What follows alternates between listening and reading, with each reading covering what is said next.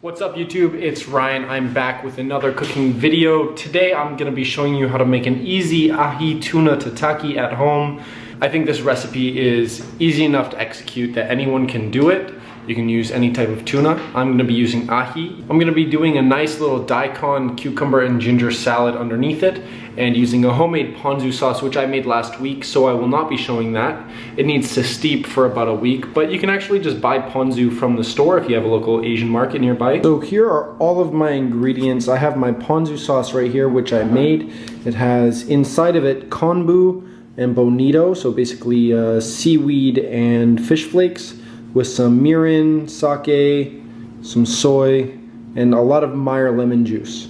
So that's what's in here. I've got daikon for the salad, cucumber and ginger here for the salad as well. We'll be cleaning and chopping those to a nice julienne. A little bit of radish for garnish, and green onion for garnish as well. Here is the ahi tuna. It's picked up fresh today from Granville Island Market, so it's nice and ready to go. And this is the only cooking requirement we're gonna need today, besides a knife and a cutting board, is a torch. This is the Bernzomatic TS8000. This is probably the most reliable torch from what I've heard about from my culinary friends. You can use any torch, but this one's pretty much the most powerful. It's got a nice locking mechanism at the front and a control valve at the back. Just show you here. Unlock that, open this up, and you're good to go.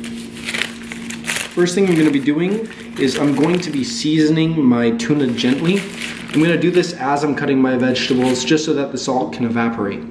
So when you add your salt, you don't really need to season it too much, because the ponzu sauce itself has a lot of the flavoring, including some soy, which will be salty. So you want to have a little bit of a lighter hand. I used a little bit of fleur de sel or Maldon salt. It is gonna be having a little bit of a harder time to evaporate, so we might see a couple little black specks on the outside of the fish. If I wanted to be nitpicky, I wouldn't use fleur de sel or Maldon salt, but you know, it's all right.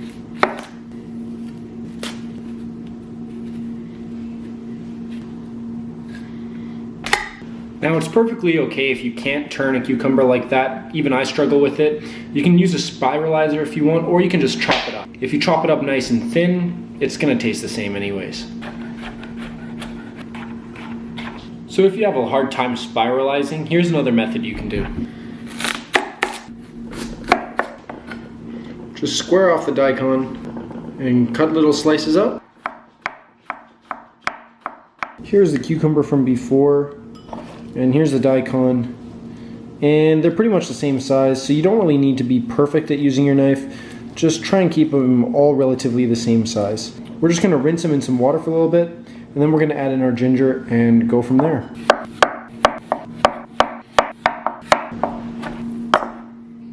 So now we have our salad of batons here. It doesn't have to be perfect. If you use a mandolin with the teeth, it'll probably come out a lot better than this, but you know, that's okay. It's all about flavor today.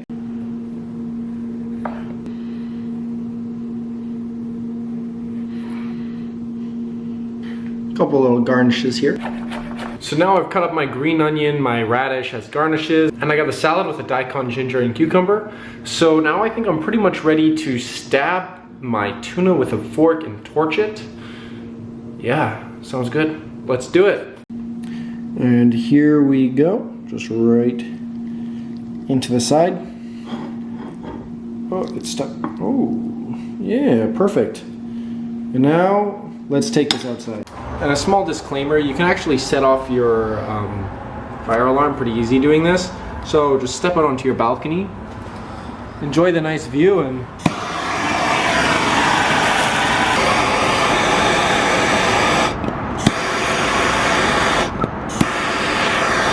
now once it's cooled down to the touch, just gonna pull the fork out like that. And the grain is running this way, so we're gonna try and cut against that grain. I think I'm gonna cut like that, so it won't be too chewy.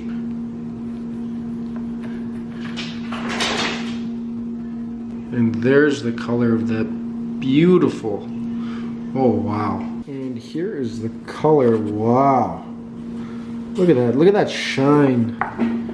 Now, first thing we'll do is after the tuna is cut and set aside, we're gonna fill the plate with some of our salad. Daikon, make sure you get some of this ginger, because I did not mix this very well. Place our tuna something like that along the salad. Add some green onions along one side, just slightly offset. Place a radish, or 2 or 3. Now it looks something like this. And then now I think I just need to finish off with some ponzu and some pickled ginger. A little bit of pickled ginger here for the side. And finally some of my homemade Meyer lemon ponzu. And here we have it. Bone apple teeth, ladies and gentlemen. Ahi tuna tataki with some ponzu made at home. Radish, green onion, and a little salad underneath, which is admittedly a little bit hard to see. But there it is. And the wine pairing today will be a Dauphin Vadon, Dauphin Chablin. And the wine pairing for today will be Chablis Premier Cru. It changes every time you say it. I don't know how to, I can't remember it. It's in another language. Cheers.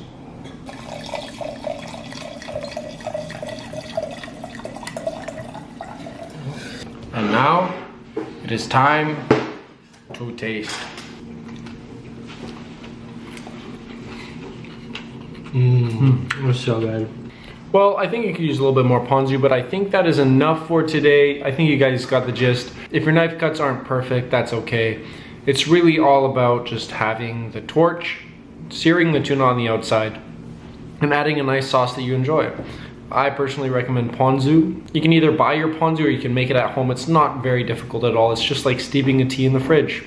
5, 6 ingredients. But yeah, give it a try yourself. Let me know how it is. Peace.